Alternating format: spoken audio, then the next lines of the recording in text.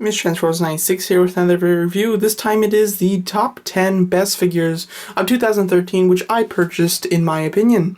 So yes, so I do this every year for I think 2 or 3 years at the moment, and I love this video. It's always fun to think about it, you know, when it's getting close to time. And so I'm picking from all these figures. The only thing I'm disqualifying is if a figure came out in a previous year, but I purchased it personally in 2013, I still don't count that. It has to be released, you know, in 2013. And then, and obviously I'm not going to pick figures that I don't own, so these are just out of the figures that I purchased this year. As well as no hot toys. I haven't decided what I'm going to do. I might do a separate video just showing some of my top hot toys figures. I'm not sure though, but I'm not going to include hot toys. It's way too hard to determine, you know, whether one Hot Toys figure is better than one 3 3/4 inch figure, considering they are completely different in price and style of figure, so it's incredibly hard to compare them together. So yeah, and I am taking in all factors. I'm taking in the factors of how, you know, just how they looked, articulation, paint, sculpt, all of that, as well as price, and I might even throw in, you know, how hard it is to get and stuff like that, but I doubt that'll change my decision very much at all. So yeah, so here's the figures, as you can see, and let's get started with the top 10 favorite toys of 2010 for me. Alright, and the number 10th place goes to the Marvel Universe Mysterio figure. This was a figure that I was highly anticipating. Mysterio is a character that I really do love, and this figure really demonstrated that character beautifully. Fantastic articulation, sculpt was great, paint, very nice, great colors. I love the clear pearl effect on the dome, as well as that clear kind of ruffled, kind of rough effect on the cape. A really well-made figure, and overall did enjoy having this figure in my collection, and was really quite a nice piece for my collection overall. Alright, and number 9th place goes to the Star Wars Black Series 3 3/4 inch 2013 toy line, Pablo Gil. Really did love this this Jedi figure. Really didn't have any high expectation for the figure whatsoever. When I got it, really enjoyed it. He's one of the few Jedi figure that I own, if not the only one, who can hold the lightsaber with 2 hands and hold it very well. For a Star Wars figure, this figure has incredible articulation, considering he has ball hinge hips, and the normal Star Wars figure only has swivel hips. He has hinge pivoting ankles, and a normal figure, Star Wars figure, either doesn't have ankles or it's just a simple hinge. And then he does have ball jointed wrist, when a normal Star Wars figure would only have swivel wrist. So he has extra articulation and some awkward proportions, which allows him to get in some really cool poses. He's got a great cape and a really nice sculpt and some very nice painting. Overall, a fantastic Star Wars figure, and one of my favorite 3 3/4 inch Star Wars figures. Alright, and the 8th place goes to the Man of Steel Movie Master Series, the Krypton armor, General Zod. So yes, a really fantastic figure in my opinion. Really did love it. It completely captured the look of General Zod when he was in his Kryptonian armor. Articulation's pretty good. Nothing really fantastic that stands out from the rest of them, but did nothing that goes under the rest of them. He has a fantastic sculpt, and what's really nice is the paint. It's got this nice silver wash all over it. It is a really accurate looking figure, totally depicts how he looked in the movie, and I do not see anything wrong with the sculpt. So the sculpt is the main reason why he is on this, and I absolutely do love this figure. Alright, and now the 7th spot on my countdown goes to the Arkham 2-pack Bane and Batman figure. This is mostly just for the Bane though. I really did love this Bane. It's a fantastic redesign that was well needed. We got a Bane a long time ago, which was really nice, sculpted well, but not much articulation and in an awkward position. This we get a nice standing up Bane, which really looks fantastic, beautifully sculpted and beautifully painted. Articulation's a little light, but for an Arkham figure it's actually pretty decent. So overall, this guy definitely deserves the 7th spot here on my countdown. And the sixth spot goes to the Diamond Select comic book Venom. This Venom figure is great. He's got fantastic paint, fantastic sculpt, and overall a really cool, fantastic figure that's so unique and is unique to the rest of the people on this list for one reason. He is so versatile. You can have him in so many different looks that you like. He comes with multiple hands, multiple heads, a whole extra back piece that can be put on him to give him more bulk, as well as more heads and arms. You can have your Venom the way that you like him, because have been so many reincarnations of Venom, so many different looks, that I think this is the only figure in the world that you can buy just this figure and get a bunch of Venom looks, and you can get Venom the way that you like him. This is how I like my Venom, this is how I display him, and this is overall a great figure. The only problem I've ever had with this figure is that the ankles are a little loose, and that is it. That is the only thing that I don't like about this Venom. Everything else has exceeded my expectations. Highly, it's highly worth the 6th spot here on my countdown. And for the 5th spot on my countdown, we have the Transformers Masterpiece Classic G1 Soundwave figure. This figure was highly sought after, probably the rarest figure of the year. I'd say, as some people would say, definitely a fantastic figure, a classic character, a beloved character that was getting a masterpiece treatment. This is definitely going to be a sought after figure, and it really turned out great. My only complaint is that the thigh joints are a little ratchety, so you can't get them in the perfect position that you want, but when you get him standing there, he looks beautiful. He comes with so many of his pets, which I do really love. I love the fact that Soundwave comes with pets, so the fact that you get all of them is really great. He's got a bunch of different features as well as a bunch of accessories. The only thing that holds me back from putting him higher on this list is the price. You definitely pay for what you get.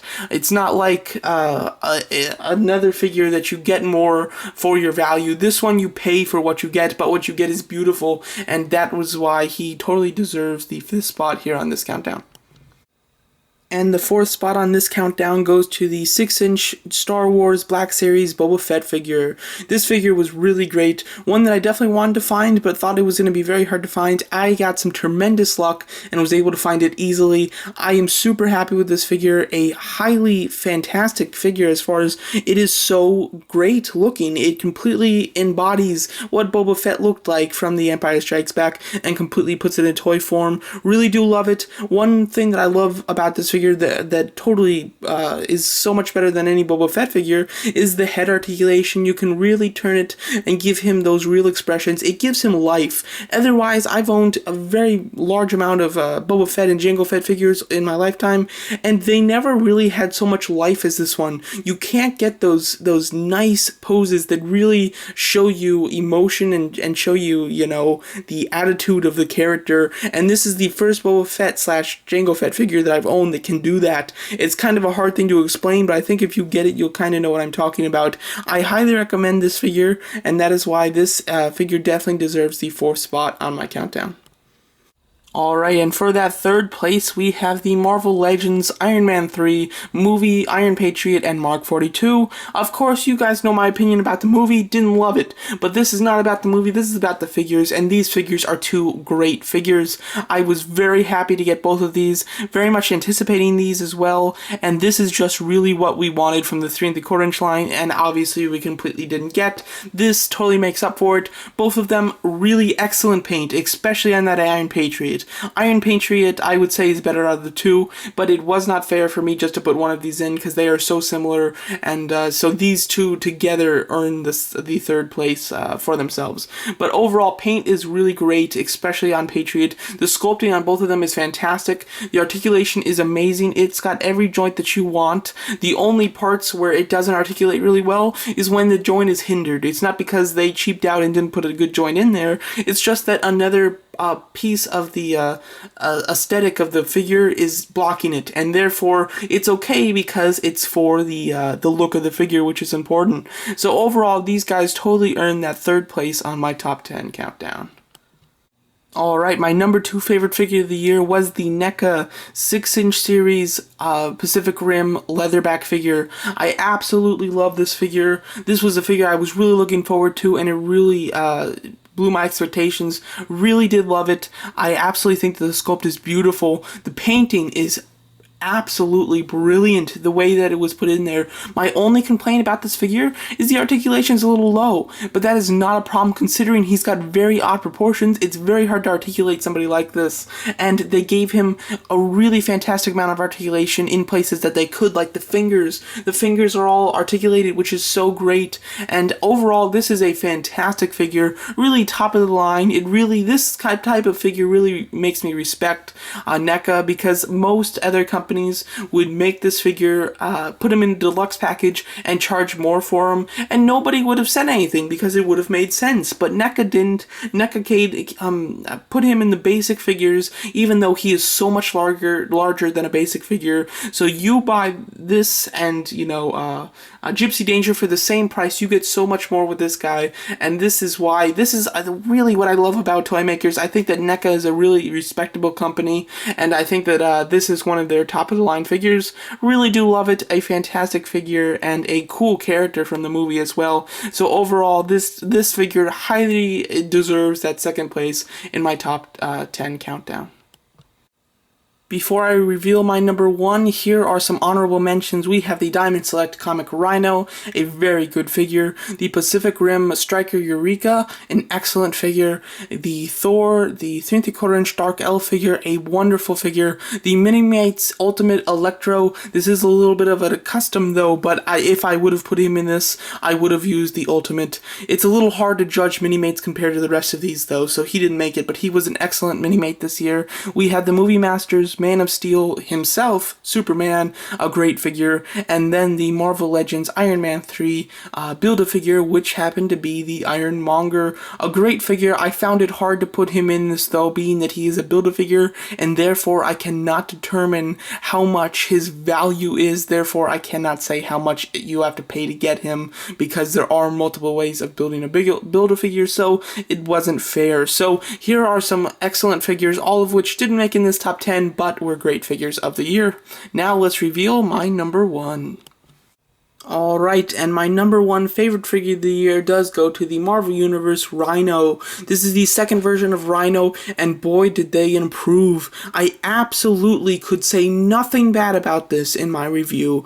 Go watch my review of this if you haven't already, because I really tell you everything that you should know about this figure. It is just absolutely brilliant, really well done, completely well sculpted and articulated and painted. I can't say anything bad about this. It's a nice inexpensive figure as well, only $10, and I could have not asked for anything more, and I mean that. I have nothing else to say. I cannot ask for more articulation or a little bit of painting here or for anything like that, because this figure delivers, and it delivers it good. As well as I do have A-Bomb. A-Bomb shares almost the exact same sculpt as Rhino, so he completely makes it in this, but my number one that I'm really naming as my number one is Rhino. Abomination obviously would have. I made it into this. I don't own that figure as of now, but I will get him soon, of course. So this figure is really fantastic. I found myself taking this figure off the shelf to pose multiple times, and not just when I got this figure, because I did that when I got this figure a lot, and then a couple months later I started taking it down and posing it again. It's just one of those figures that you really, when you see it, you're like, I can do some cool poses with this, and I really like the figure. Overall, a fantastic, beautiful figure, highly deserving my number one place, but all of these figures are excellent, and I really do love them. This is a fantastic one, though, and does hit the number one on my top 10 favorite toys. Alright, so those are my top 10 favorite figures of 2013. I hope you enjoyed it. Please tell me what your guys' favorite figures were, what your guys' least favorite figures were, and if you're wondering, I will tell you mine as well. I will make a separate video, just like I did last year, of my top 5 most disappointing figures of 2013. So please tell me, which of these do you agree on with me, which of these do you not disagree with me, and just let me know your opinions overall. So there you go. So I hope you enjoyed this, and thanks for watching, and have a great 2014.